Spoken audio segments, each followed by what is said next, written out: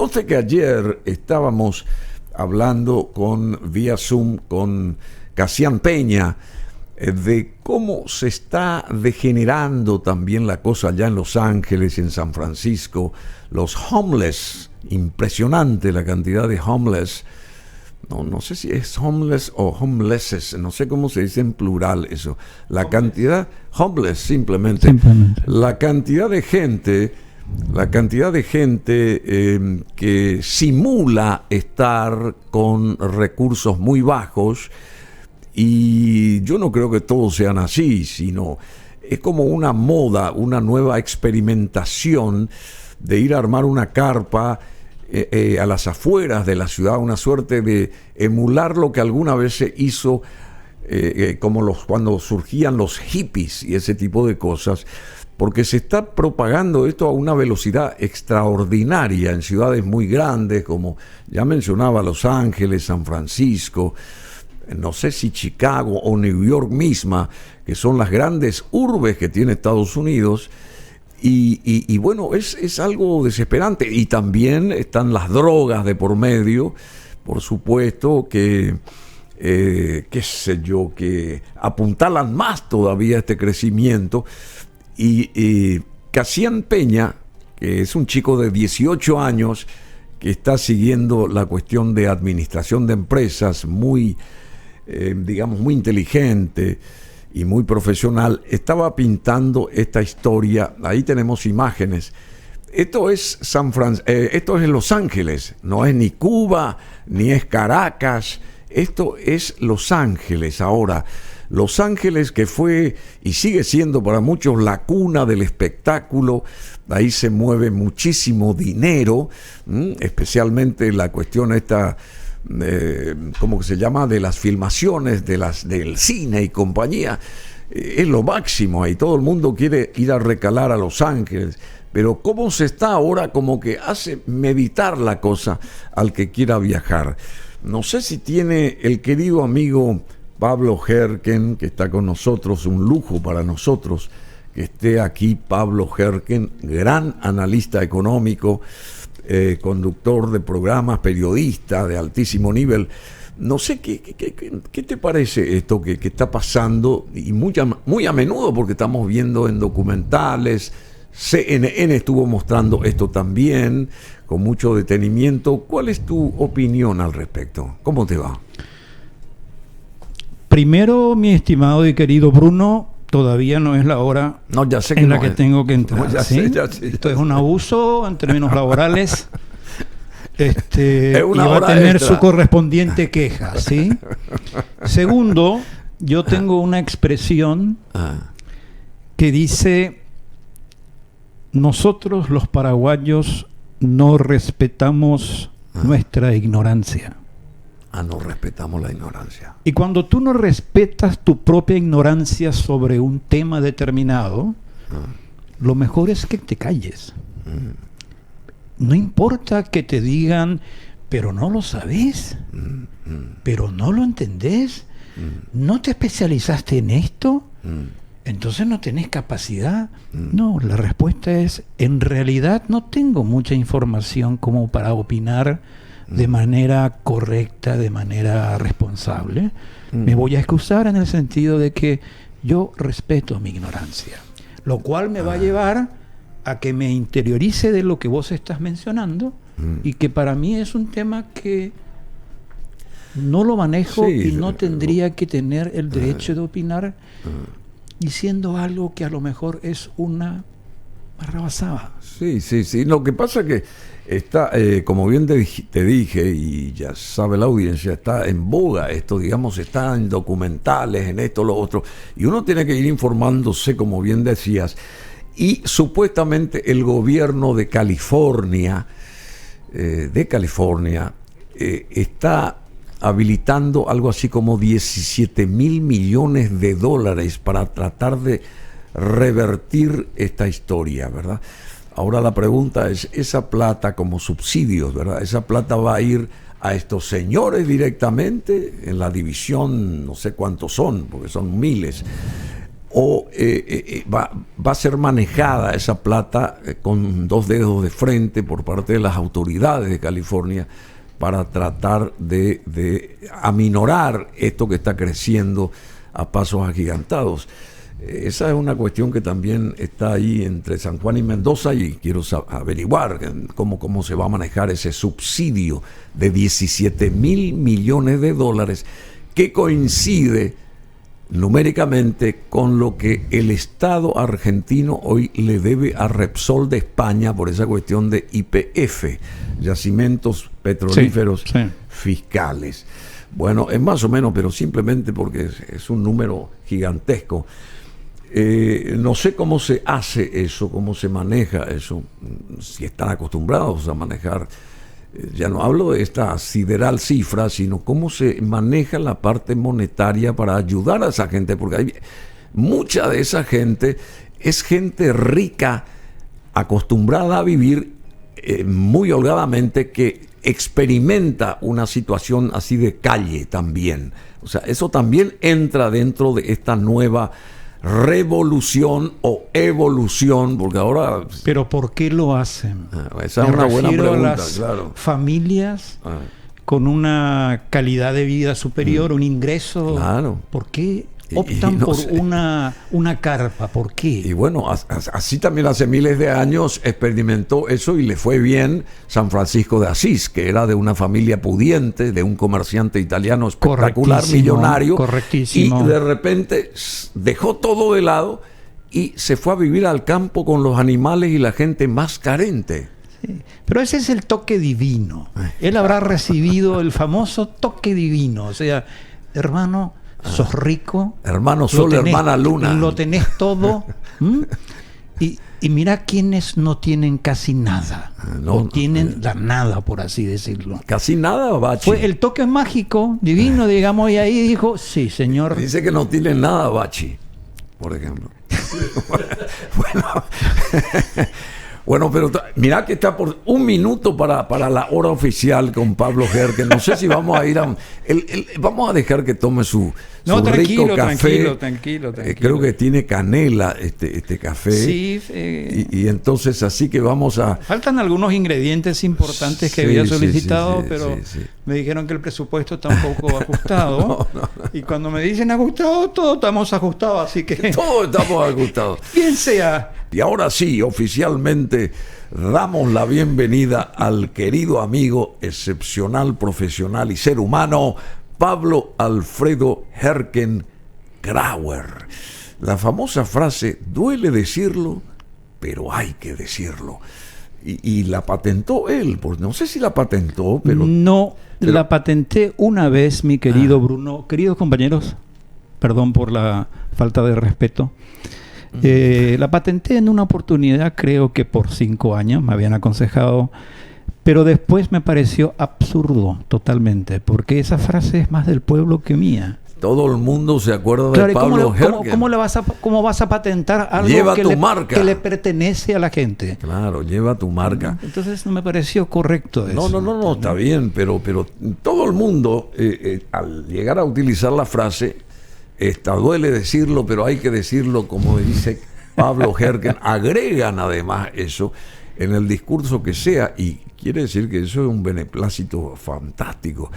Bueno, analista de economía, alto exponente de esta, digamos, disciplina no fácil de ejercerla. Analista de economía, periodista, comunicador social, consultor, profesor universitario, investigador. Él siempre está en todos lados y estudiando lo que dice. Querido Pablo, bienvenido. Muchas gracias por estar acá. Gracias a ti, Bruno. Gracias a los compañeros. Gracias a este café inédito en toda mi vida. Sí. Nunca tuve un café... ¿A tan rico te parece o no te gusta? Lastimosamente la altura ya bajó por un efecto de humedad, digamos, pero venía bien cargado. cargados, ¿eh? Gracias, bien cargado. gracias. Bueno, pero vos venís bien cargado también. Pero ¿cómo no voy a estar cargado en un país que está cargado de temas? Cargado ¿sí? de información, claro. Y no sé por dónde comenzar, Yo tampoco. Pablito. Porque no sé por dónde comenzar. No me vaya a decir a mí por dónde empezar, porque yo tampoco sé por dónde empezar. O sea, todo me parece clave, importante, útil. Y bueno, pero o sea, yo tengo por dónde comenzar. A ver. Los 80 años de nuestra moneda, el guaraní. ¿Qué te parece? ¿Cómo analizás estas 8 décadas de una moneda que me parece es una de las más respetadas de América Latina? Mañana es el aniversario oficial del nacimiento del guaraní acá en Paraguay. Sí, 1943. 1943. Higinio Morínigo. Higinio Morínigo. Pero aparte de eso, con un asesoramiento técnico internacional muy, muy bueno. Pero importa la creación como importa lo que hicimos después de la creación. Somos el único país en América Latina, con Colombia, que tenemos la misma moneda, el mismo nombre, el guaraní, desde su fundación. En nuestro caso, 1943, 5 de octubre, ¿sí? Sí. Mañana es el aniversario oficial. Claro.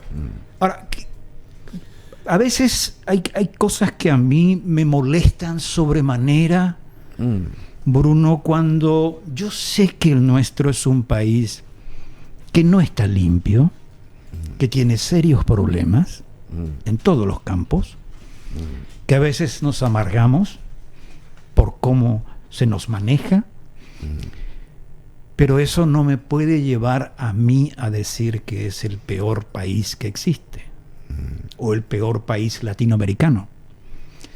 Hay un estudio que se hizo sobre la visión o el sentimiento de los paraguayos y quedó en claro que el paraguayo, o los paraguayos, me incluyo, no valoran los logros de su país. No valoran los logros. Porque así como tenemos grandes defectos, tenemos grandes valores, nos hemos ganado grandes virtudes, ¿entendés? Entonces, decían ellos, qué raro que este pueblo no valore aquello de bueno que tiene y se meta más en aquello de malo que tiene. En lo negativo. En lo negativo. Y ahí venía la segunda conclusión de este estudio, que cuando el paraguayo critica algo, o cuando los paraguayos criticamos algo, lo hacemos de manera destructiva. Nunca constructiva. Nunca constructiva. Qué lástima. Entonces, cuando vos me decís 80 años de una moneda, la misma desde su fundación, desde su creación, y no le hemos sacado los 13 ceros que hizo Argentina, por ejemplo, y las 5 o 6 monedas que tuvo. También es el caso de Brasil, es el caso de Chile, de Bolivia, de Perú, de Ecuador, de casi toda América Latina, que han cambiado sus monedas y le han sacado ceros. ¿Colombia?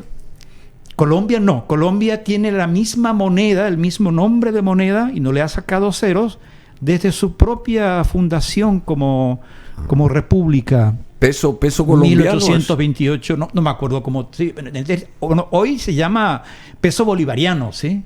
Peso Colombia. Colombia, perdón, no peso colombiano. Peso colombiano. Me confundí con Venezuela, que puso la palabra bolivariano, digamos. Bueno, Venezuela es pero un es caso una aparte. cuestión para enorgullecerte, porque si la moneda argentina hoy no sirve para nada, ni para los queridos hermanos argentinos. Ellos mismos te dicen, no nos sirve.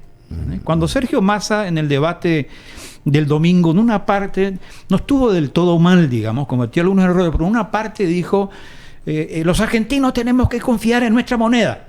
Dije, hermano, no digas eso. Jamás te van a confiar en una moneda que no vale. Va a llevar un proceso muy largo a hacer que esa moneda vuelva a tener valor.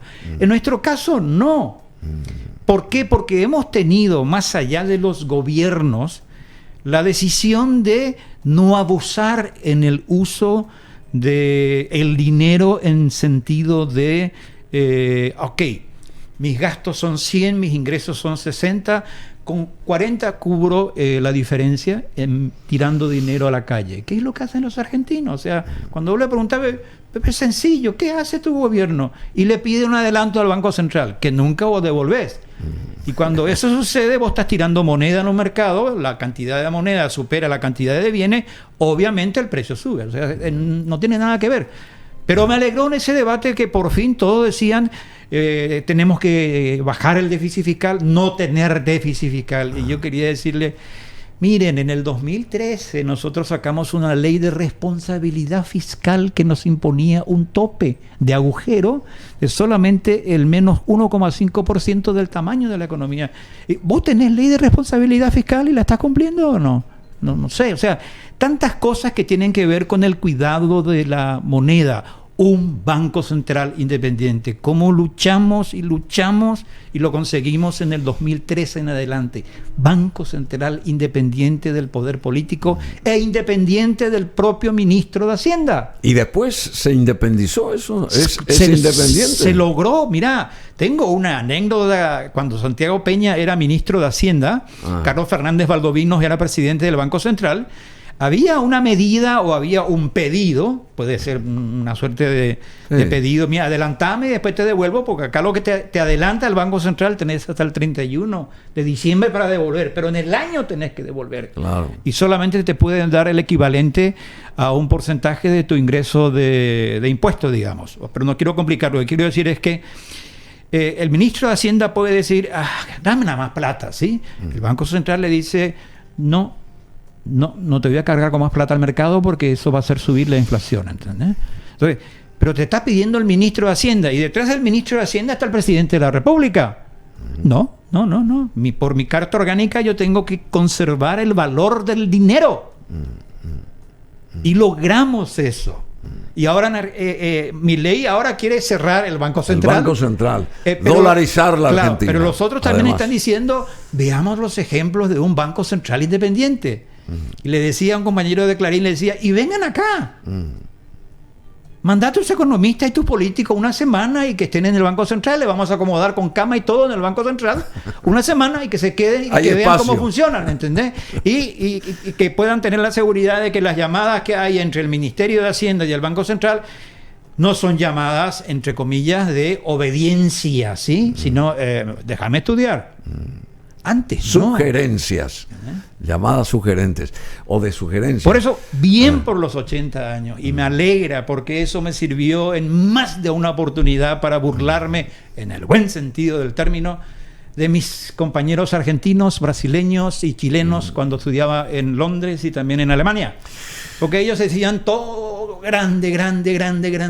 Yo el único elemento que tenía era: ¿quién tiene la misma moneda desde 1943 y no le sacó ningún cero? Y ahí se sentaba el argentino, se sentaba el chileno, se sentaba el brasileño y se quedaban callados. Bueno, el guaraní cumple 80 años de vigencia mañana oficialmente, destacándose como una de las monedas más antiguas de Latinoamérica y de mayor estabilidad en la región frente al dólar. Pero ¿por qué la bautizaron con el nombre de la lengua materna? Bueno, tenemos un podcast también alusivo ahora a los 80 años que está ya siendo proyectado a través de la programación nuestra, digamos. Así que el 5 de octubre de 1943, vamos a historiar rápidamente, en el gobierno del general Higinio Morínigo se emitió el decreto número 655 por decreto. Porque no había parlamento. ¿Sí? Claro, que estableció el régimen monetario de la República del Paraguay con el propósito de dar curso legal a una nueva unidad monetaria y de esa forma asegurar la estabilidad, fortalecer y reafirmar la independencia y soberanía monetaria. Permitime destacar, sí, Bruno, por favor. Sus ideólogos fueron el entonces presidente del Banco Central, Carlos Pedretti, a quien tuve el gusto de conocerlo y trabajar con él en ABC Color. ¿Y él es el abuelo de este Carlos Pedretti, el empresario ganadero? Debe serlo. Debe ser. Pero me quedo con este ideólogo. No es político, era un economista de fuste, sí. Pero además tenía una convicción en términos de lo que había que hacer. ¿Para qué? para conservar el valor del dinero. Qué ¿sí? interesante, che. El otro no lo conozco. No, el norteamericano. El economista belga, pero él era miembro del Fondo Monetario Internacional o del Tesoro de los Estados Unidos. Sí, Robert Triffin, quien participó en la reforma monetaria de varios países de Latinoamérica. Bueno, es toda una historia fantástica esta, y tenemos que estar orgullosos del guaraní. Nadie nunca... Bueno, yo sé que está la inflación de por medio y seguramente el sueldo mínimo sigue siendo sigue siendo mínimo, sigue siendo mínimo, bajo y no satisface seguramente, ¿verdad? Claro. Yo quiero que la gente me entienda. Si yo estoy valorando el hecho de que en 80 años hayamos conservado nuestra moneda y sea una de las más estables con respecto al dólar en toda América Latina y el Caribe. Este precio que hoy tenemos de 7.300 guaraníes por dólar en las casas de cambio, le quiero recordar a la gente que en diciembre final del año pasado estaba en 7.335 o 7.355. Quiero decir que realmente no hay diferencia en un año. No hay diferencia. Ahora, en el tema de la inflación, es muy difícil que un país pueda bajar la inflación de manera constante. Podés bajarla un mes, ¿ok? O 2 meses, digamos, pero que vos me digas, ¿por qué no tenés una política contra la inflación para que la inflación baje así de manera continua? Es casi imposible, es imposible y tendría un efecto perjudicial incluso en este sentido. Pero nuestra inflación es de las más bajas, o sea, nosotros estamos, hoy sale el informe de inflación del Banco Central, agosto del año pasado, agosto de este año, 2,9%. Es un promedio, Bruno, es un promedio, ¿ok? Yo no puedo saber tu costo de vida, ¿sí? Tu costo de vida es... Ganando lo mismo, tu costo de vida es mejor o vale más porque vos sabés dónde comprar, tenés las tarjetas con los descuentos correspondientes, compras en grandes cantidades cuando te vas, etcétera. No le pidas eso a una persona que tiene un ingreso bajo y que vive de semana a semana.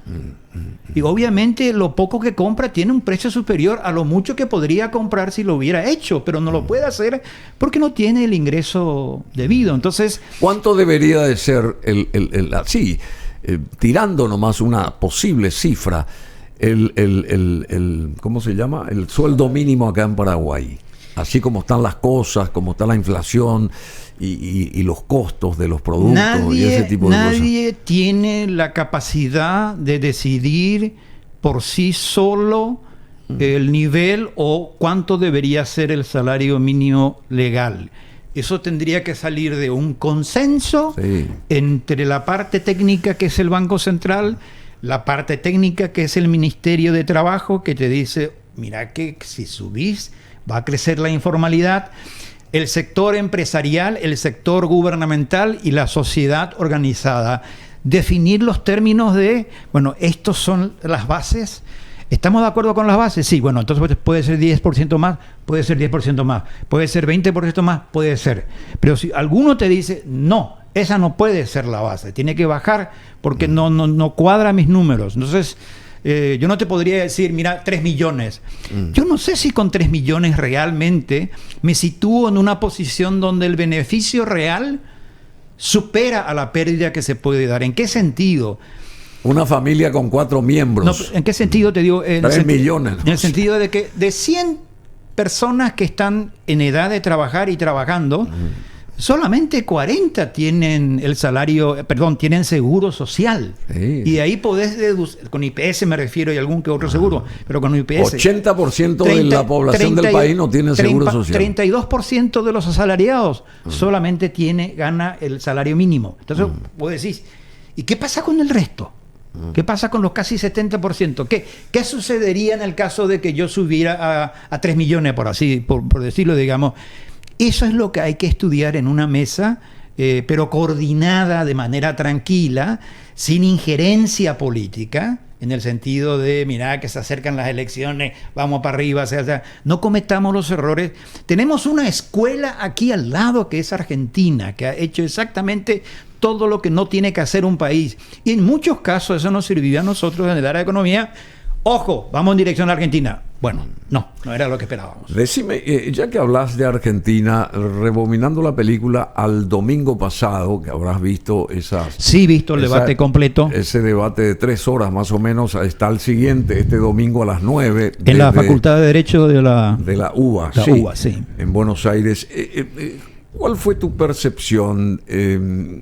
Hubo gente interesante. A mí, en lo personal... No estoy, digamos, evaluando su manera socialista ideológica de pensar, pero para mí la que mejor estuvo fue esta señora Bregman, para mí, ¿verdad? Cómo ella exponía lo suyo y qué sé yo. Con eso no estoy comulgando lo que ella... No se trata de comulgar con uno u otro o otra, sí, sino simplemente decir qué desempeño tuvo. Claro, me pareció muy buena. La de buena, mejor desempeño es ella. Sí. Es que ella tenía toda la posibilidad para lucirse, para ser clara, contundente, en base a su visión. Fue muy buena. Aprovechó, lo hizo y habló muy bien. Muy buena. Coincido contigo. O sea, si vos me decís, pero ¿quién se lució? Ella se lució. Ahora, ¿ella va a ganar? No, ella nunca va a ganar. No, ya sé. Ok, ella nunca va a ganar. Ella sabe que no va a ganar. Ella sabe. Por eso entonces, se dio esa libertad, seguramente. Claro, por eso se dio el lujo, incluso se hizo el pasado con sus ideas. O sea, yo decía, pucha, ya estamos en el 70, en el 80, digamos. Pero lo planteó bien, la defensa de, te guste o no te guste, la defensa de por qué los piquetes que tienen que ver con reclamos sociales, si te falta medicamento, si te falta alimentos, ¿qué te va a quedar con los brazos cruzados? No, va a salir a protestar. No, y el tema este de dolarización que quiere imprimir a toda costa Milei y le dijo, mira que Cavallo le salió mal ese juego. No, le recordó ella, ¿verdad? A Cavallo. Es como que te estés ahogando y digas, para no ahogarme tan rápido me saco el traje de baño, ¿sí?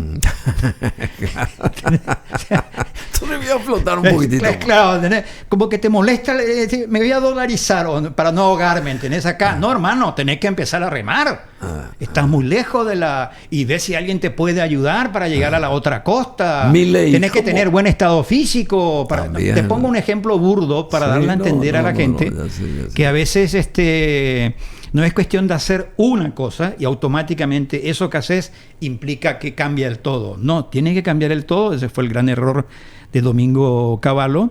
No la he visto bien a Patricia Bullrich. ¿No la viste bien? No la he visto bien, no. Después se disculpó ella en varios medios de comunicación y dijo que estaba con un fuerte cuadro gripal, con mucha fiebre. Se notaba. Porque sus propios correligionarios le manifestaron a través de Twitter, o sea, ¿qué te pasó? O sea, ¿por qué estuviste muy descolocada? Cuando le sacaban el tema económico, como que no quería hablar, que no sabía hablar, etcétera. Entonces, yo creo que a partir de este segundo debate, del primero ya, la cosa va a estar entre Milei y Massa. ¿Sí? ¿Y Milei qué te parece? Yo ya no creo que Patricia tenga capacidad de recuperarse. ¿te parece y que la Bregman, bueno, vamos a seguir escuchándola, lo que tú quieras, pero en términos de decir quién va a ir, digamos, es entre Massa y Milei. ¿Y Milei cómo vos lo estudias a Milei? ¿Te parece que él puede, si llega a ese famoso sillón de Rivadavia, vos decís que él podría tener un éxito gobernando la Argentina? O sea, empezar a cambiar para mejor la situación esta que no sé cómo va a hacerse para que se supere, como se está ahora ya en la Argentina. ¿Vos pensás que él podría ser acompañado por la suerte y por esa idoneidad suya de querer sostener historias totalmente disímiles a la de los otros, por ejemplo? Bueno, primero me agradó muchísimo que usaras la palabra suerte. Porque en definitiva, en Argentina necesitan un suertazo. ¿Sí? Un suertazo. A mí no me gusta Milei. No me gusta desde el punto de vista de sus posturas, de su manera de hablar, de comunicarse. Puedo coincidir mucho en varias de sus ideas principales, que tiene razón y que debería incorporarse en otros segmentos políticos de Argentina, pero lo veo sin ese entorno de ganar, con la capacidad de empezar a negociar, empezar a conversar, empezar a negociar. Por Lo eso del Banco Central, la eliminación, vos no estás de acuerdo nada con que eso. ver, nada que ver. O sea, bueno, en realidad si va a dolarizar la economía argentina, si la va a ir dolarizando, no va a ser de golpe, va a ser poco a poco, digamos. En definitiva, una vez que tu país se maneje solamente con el dólar, ¿para qué necesitas un banco central si ya no se emite peso? ¿Ok? O sea, no es una idea descabellada. Si le va bien el proceso de dolarización, un país no tiene por qué tener su propio banco central. Ahora, pierde la soberanía monetaria. Su moneda depende de lo que haga Estados Unidos, de cómo le vaya a Estados Unidos y cómo le vaya al dólar norteamericano, que es el dólar norteamericano versión argentina. ¿Ok? Entonces, me hubiera gustado un Milei más centrado, más tolerante, más comprensible, pero creo que él jugó muy hábilmente, mediáticamente hablando, al enfrentamiento, ¿sí? Y realmente vos veías cuando se enfrentaba con sindicalistas, los dejaba muy mal parados. O sea, era difícil debatir con este. Pero el domingo estuvo flojo. Estuvo flojo. Alguien le dijo... Estuvo más ordenado, seguramente. Pergolini, no sé si fue Pergolini, no quiero... no estoy seguro, digamos, pero un periodista de connotación, digamos, dijo... Probablemente tomó su ribotril y estaba más calmo, más sedado. O también su propia conducción de campaña electoral le dijo, mira, exhibí un rostro o una figura más calma, no vayas a bajar mucho, pero más calma. O sea, aún así se metió en terrenos donde no tendría por qué meterse. Cuando él dijo, no son 30.000 los muertos por la dictadura 8.000, digo. Argentina, dijo... Sí, 8.000 y medio, 8.500, una cosa así. ¿Por qué?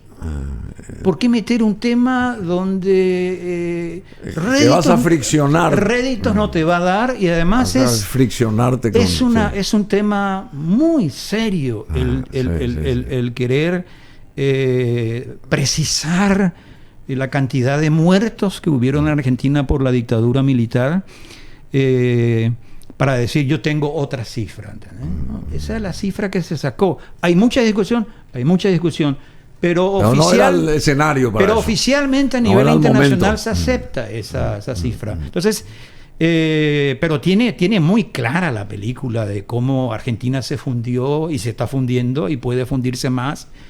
Y vos de repente decís, sí, este es el único que puede parar algo. Bueno, pero vos no estás de acuerdo del todo, por lo menos, con Milei. Quiere decir que el que va a tomar el toro por las astas, sí o sí, mal o bien, va a ser Sergio Massa.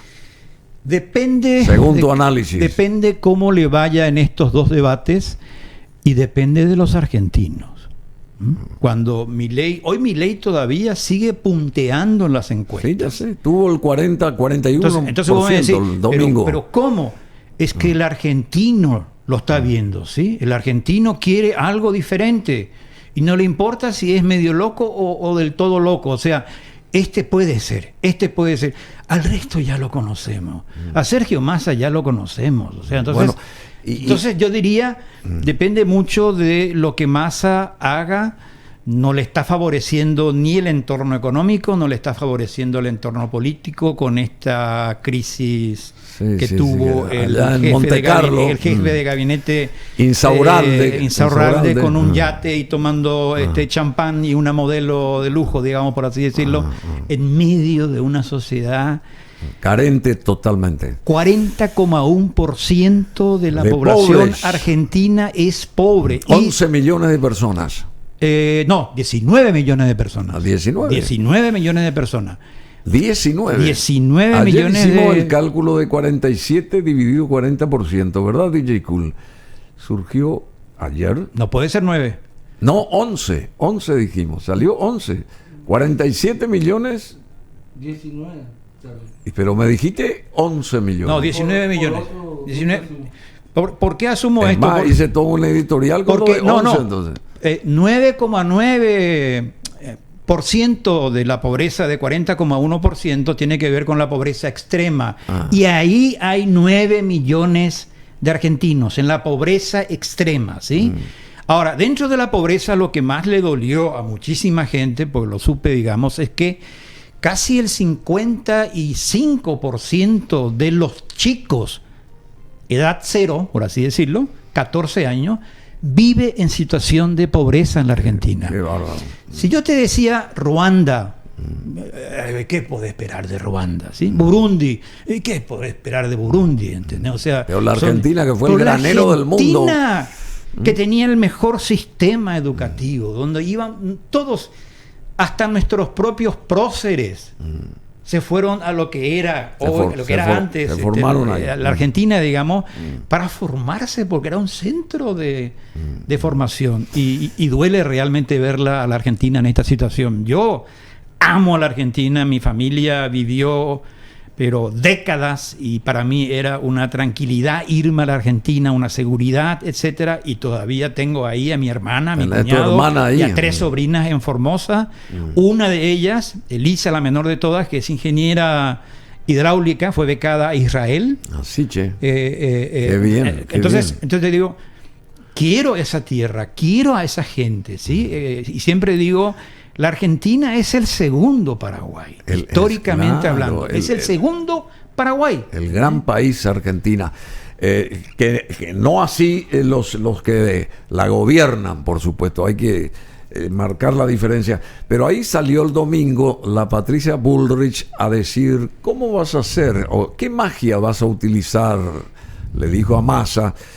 Si es que vos pretendés decir todo lo que estás diciendo y practicar con esto, y yo te digo, vos sos ministro de Economía hace un año, y hasta el 10 de octubre vas a seguir haciendo lo que no hiciste bien, y a partir del 11 vas a mágicamente cambiar la Argentina. ¿Cómo se puede explicar? ¿Te vas a desdoblar? Le digo, una cosa así. En esa parte estuvo muy bien Patricia. Sí, hubo otros de ellos que también planteó una cuestión, pero ella la planteó ese un año. O sea, sí, hace un año. ¿Y qué dijo él? Este no es mi gobierno. Claro, este no es mi gobierno. Este no es mi gobierno. O sea, pero si él es el visible, el que está gobernando. Sé, pero algo tenía que decir, o sea, qué manera de poder tratar de salir y ir. Salió, digo, este no es mi gobierno, como diciendo, cuando yo sea presidente la cosa va a ser diferente. Bueno, y seguido a eso, te digo, si es que Massa sale presidente, me callo acá, quiere decir que todo esto que está pasando con la Argentina y esta crispación existente, este impasse para con el Paraguay, ¿va a ahondarse o se va a arreglar? Esta cuestión del cobro del peaje en la hidrovía, del paso de los camiones con gas licuado de petróleo hacia Paraguay, hay más de 30 que están detenidos ahí, la cuestión de Yacyretá. ¿Eso va a mejorar o va a empeorar? Yo no creo que mejore, creo que va a empeorar. La posición de Sergio Massa, si bien no ha sido pública en muchos casos, ha sido evidentemente la de pongan el peaje, ¿sí? Pongan el peaje, pongan el peaje.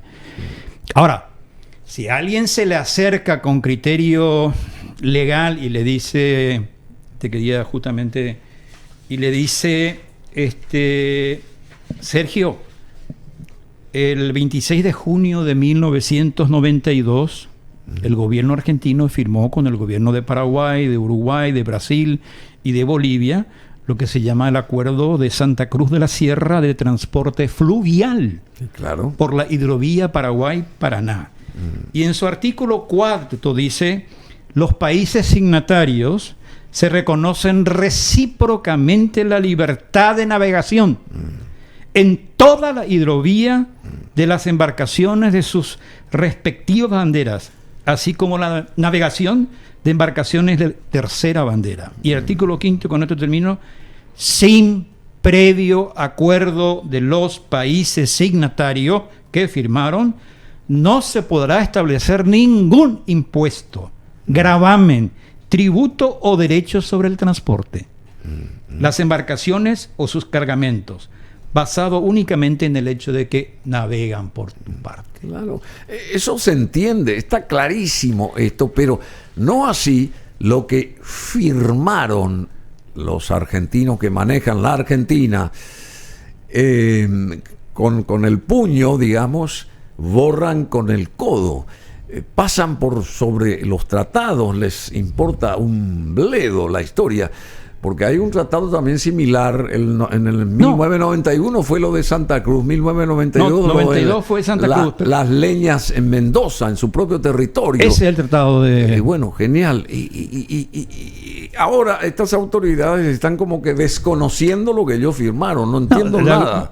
De alguna manera le dijeron, las provincias tienen más poder que el poder central.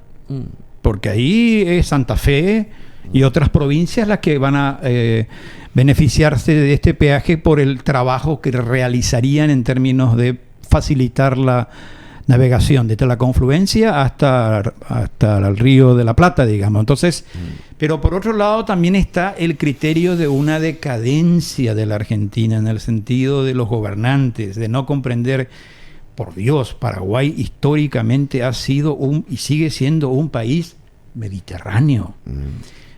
No está abrazado al mar. Nosotros estamos abrazados al mar casi 4.000 kilómetros. Brasil está abrazado al mar. Uruguay está abrazado al mar. Este país con Bolivia no tienen abrazos al mar. Lo que abrazan son la tierra que tienen y sus ríos. Eso es todo lo que pueden. Entonces, nuestra visión, hasta te diría civilizada, y voy a usar el término de civilización y de humanidad, te diría, hermano, a este país no le podemos imponer absolutamente ningún gravamen, ninguna carga. Ya pierde competitividad tratando de sacar sus productos de manera grande. Pero hablé con un colega argentino y me dijo, Pablo, el problema es el tema de las provincias y de... ¿Por qué? Me dijo, es que el 80% de la producción agrícola argentina sale por el río Paraná, no directamente al mar. O sea, es el mismo trayecto que hacemos embarcaciones paraguayas con las embarcaciones que salen de Corrientes, de Resistencia, Chaco, Entre Ríos, etcétera, que son provincias muy productoras de rubros agrícolas. Entonces él me decía, es casi como que doblemente injusto porque a nosotros nos van a poner un peso con 47 centavos y a ustedes $1 con 47 centavos. Entonces es una discriminación absoluta, que hasta a nosotros nos parece injusta. O sea, nos estamos valiendo de que nuestra moneda no tiene valor, que la de ustedes sí tiene valor, entonces le podemos poner un precio en $1. Yo le dije, por un lado me siento muy satisfecho de que consideren ponerme un precio en $1, porque significa que podemos pagar en $, ¿sí? Miren, si a ustedes se le pone una carga de $1,47, van a decir, no puedo pagar. Claro, por supuesto.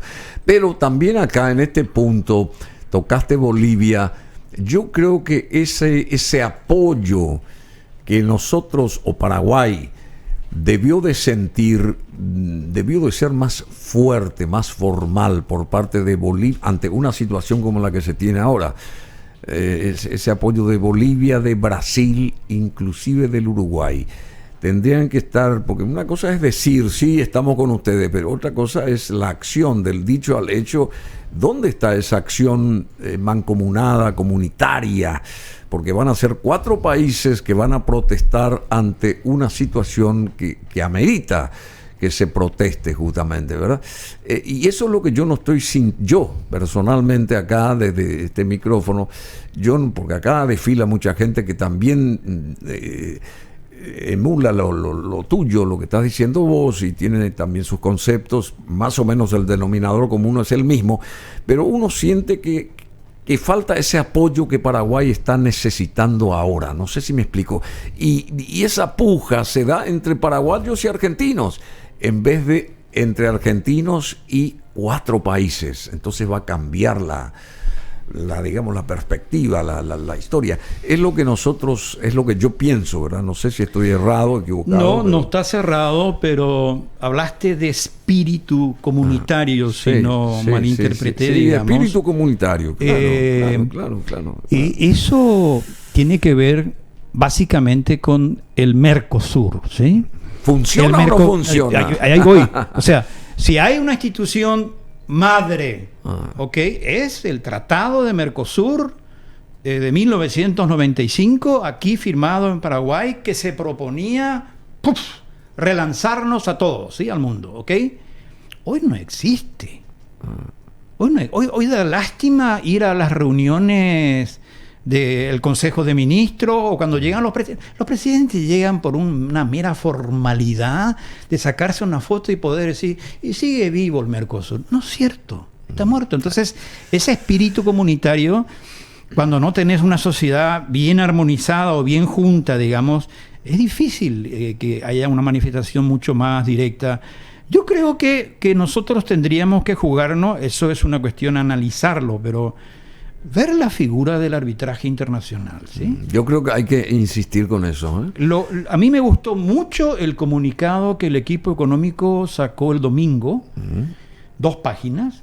Fue la primera vez desde el 89, te diría yo, que un gobierno democrático, en este caso un ministro de Economía y Finanzas, saca un documento tan fuerte con respecto al problema con la Argentina, ¿sí? Pero diciéndole de manera, nos están queriendo matar. Recuerden nuestra historia, por favor. Claro. Déjense de joder. Vayamos a un proceso de normalización, pero esto no puede ser.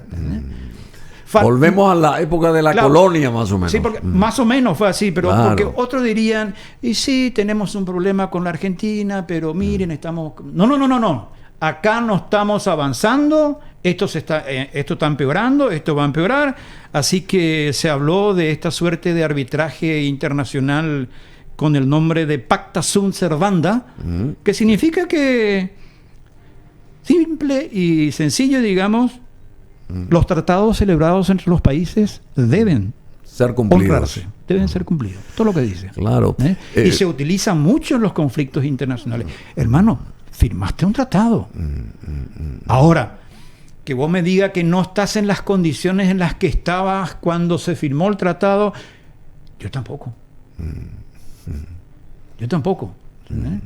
Ahora, los argentinos están empezando a decir, y cuando le digo los argentinos me refiero más bien a gente ligada directamente al gobierno, dicen, Paraguay creció mucho, Paraguay avanzó mucho, Paraguay se desarrolló muy fuerte, nosotros nos quedamos atrás. Tienen la tercera flota fluvial más grande del mundo. Ya no son el país pequeño, encerrado, que eran antes, digamos, sino son un país integrado. Y bueno, es hora de que paguen. ¿Ok? O sea, que por habernos desarrollado, por haber crecido, por habernos agrandado, te diría, nos impone un castigo cuando tendría que hacer a la inversa. O sea, tendría que felicitar. Ok, vamos a Argentina a rendirle un tributo a los argentinos en el sentido de que nos han posibilitado gran parte del crecimiento que hemos tenido, digamos, porque han salido fluidamente nuestras embarcaciones y no ahora con este. Y además es un monto que yo te diría irrisorio, como mucha gente dice, 50 millones o 60 millones de dólares. Años, sí. Sí, pero ojo, vos empezás con ese monto, ¿sí? O vos empezás con ese peaje en ese lugar. No va a faltar a los 1 año o 2 años que digan, sí, más arriba hay otro peaje, claro, ¿sí? Son 2. Sí, y más arriba hay otro peaje. Claro, son 3. Famoso. Decime que no. Famoso, así mismo es. Bueno, es muy penoso esto y que tengamos que seguir siempre hablando de la misma cosa en vez de superar estas historias, porque esto que decías del Mercosur, que se firmó el Tratado de Asunción en 1991 y los presidentes eran Rodríguez, era Menem, Fernando de Melo, era Fernando Collor de Melo y por el Uruguay Herrera. Claro, exactamente. Bueno, en fin, yo creo que hay que hacer cumplir. El primer artículo justamente ya de ese tratado señala la libre navegación por los ríos, ¿verdad? El primer artículo, porque de eso se trata. ¿Para qué se crea el Mercosur? ¿Y dónde está el Mercosur para que pueda realmente dirimir esta historia o hacer o zanjar esta historia? Porque no sé, yo no entiendo para qué existe el Mercosur, porque para nosotros va en contra, ¿verdad? Mencionabas que presiento o siento lo mismo, o sea, yo hubiera querido una mayor presión, claro, de mis socios, ¿sí? Mayor presión, pero Brasil tiene sus dificultades y Brasil abraza al mar. Entonces no es una cuestión de vida o muerte para Brasil. Claro, lógico. Uruguay abraza al mar y tiene el río Uruguay para internarse. Entonces te queda Bolivia. Bolivia es un país que no la está pasando bien, ¿sí? Tiene dificultades económicas, tiene dificultades políticas y tiene dificultades sociales. Entonces, no sé, ayer estaba pensando, yo diría, el embajador de los Estados Unidos, en vez de entrometerse en nuestros derechos nacionales, violando nuestra soberanía, nuestra integridad, nuestra dignidad, ¿por qué no actúa ahí de árbitro en el problema fluvial? ¿Entendés? Muy bien lo que decís. Muy bien lo que decís. En vez de querer destruir nuestra democracia, querer hacernos una suerte de tutelaje, es como que quieren la tutela, o sea, Paraguay va a estar tutelado por Estados Unidos. Impresionante. ¿Qué quiere decir tutelado, tutelaje? Es otra persona la que va a tener los derechos y la decisión sobre lo que vos podés hacer y no. Eso es violar tu soberanía, que es un poder absoluto, permanente, que tiene un país para decidir por sí mismo ese país lo que quiere hacer y cómo quiere hacer, en tanto no viole cuestiones humanitarias vinculadas. Pero por eso te digo, el desperdicio que hace el embajador norteamericano es tremendo. Ahí tiene un conflicto en el que podría meterse y ser una suerte de árbitro incluso. ¿Por qué no? Depende de los argentinos que lo acepten, de los bolivianos y de los uruguayos y de los brasileños, es otra cosa, pero esa sí es una cuestión. Antes de ir a un arbitraje internacional, te diría una figura internacional. Bueno, justamente, y yo quiero culminar este apartado agradeciéndote tremendamente ese aporte tuyo, que siempre es muy valioso, querido Pablo Gerken acá, que Paraguay tendría que, en vez de estar lidiando tanto con nuestros amigos del sur, por supuesto que evidentemente siempre nos ponen palos en la rueda, a pesar de lo que dijiste, porque entre paraguayos y argentinos, argentinos y paraguayos, hay como una suerte de familiaridad, porque miles de familias nuestras están allá y viceversa. ¿Qué es un Arsenio Erico sin la por Argentina? supuesto. ¿Qué es Chilaver sin Argentina? Claro. ¿Qué José Asunción Flores sin la todos Argentina? Los músicos que fueron allá también. Augusto Roa Bastos sin la Argentina, por Dios. Bueno. Y estoy mencionándote casos emblemáticos para que la gente tenga una idea de que no fueron paraguayos bandidos, ¿sí? Fueron paraguayos que llegaron a lo máximo. A lo máximo. Arsenio Erico hasta hoy es considerado en Independiente como una gloria. Y así como Sarmiento vino a terminar sus días acá, por ejemplo. Mucha gente no sabe. O sea, la persona que más nos odiaba al paraguayo hay que matarlo en el vientre de la madre, dijo alguna vez. Realmente no lo dijo él. No dijo él. ¿Quién dijo eso? Está en un folleto del ejército brasileño. ¿Así? De ahí se extrajo. Y algunos dijeron que fue el Casillas. Casillas, el jefe militar brasileño. El que incendió allá en Acostañú. Ese fue el conde de Eu. Ese fue el yerno del emperador, digamos. Sí. Pero lo que quiero destacar nomás es, así como ellos son generosos con nosotros, e históricamente han sido muy generosos, recordemos que en la guerra civil de 1947, más de un cuarto de la población paraguaya se fue a la Argentina. Sí. Más de un cuarto. Ahí empezó el gran proceso, ¿sí? Y después fue permanente, o sea... y en la guerra del Chaco tuvimos el respaldo argentino también. Por eso muchísimos estudios demuestran claramente que lo de Argentina fue fundamental. Por eso nosotros extendimos incluso nuestra declaración de guerra formal contra Bolivia. Porque uno dice, ¿cuándo es lo de Boquerón? El 29 de septiembre de 1932. ¿Y había declaración de guerra? No había declaración de guerra. Recién en 1933 hacemos formalmente la declaración de guerra. ¿Por qué? Porque una vez que tú haces una declaración de guerra, tus vecinos no pueden ayudarte, no pueden intervenir, o sea, en el conflicto, ¿sí? Mientras no existe esa declaración, digamos, por debajo de la mesa o por arriba de la mesa, Los argentinos fueron extraordinariamente valiosos para nosotros. Sí, así mismo es. Bueno, pero yo creo que es el momento de unirnos más y como nunca a los bolivianos. Nos cuesta. Pero no, tenemos que unirnos a los yo bolivianos. Coincido, pero nos cuesta. O sea, hay algo de... yo no sé si tiene que ver con el hecho de que tuvimos un conflicto militar, pero muchísimos critican el tratado que se firmó en 1938, recién en Buenos Aires, donde tuvimos que ceder bastante para firmar. Y que fueron tratados de entreguistas y todo, porque llegamos mucho más allá de lo que tendríamos que haber llegado, por así decirlo, y la gente decía, no, los hitos tienen que ser el límite. Pero se firmó un tratado que finalmente fue aceptado por los dos países y nunca más tuvimos conflicto. Nunca más hubo conflicto con Bolivia. Y ese es el mejor tratado que se firma. Sí. Anda a firmar un tratado de Versalles. Te sacó a Hitler y a la Segunda Guerra Mundial. Y la base fue la injusticia del Tratado de Versalles. Lo humilló a los alemanes. Les obligó a pagar los costos de la guerra. Les sacó territorio. O sea, cuando salí con un discurso nacionalista, voy a recuperar lo que pensaba, te vas con él. En el caso de nosotros, nunca más tuvimos conflicto con Bolivia. Y eso habla muy bien de un tratado que, no siendo perfecto, que no siendo del todo favorable a lo que queríamos, digamos, permitió que ambos países establecieran relaciones, no hubieran más movilizaciones y se pudiera trabajar y producir.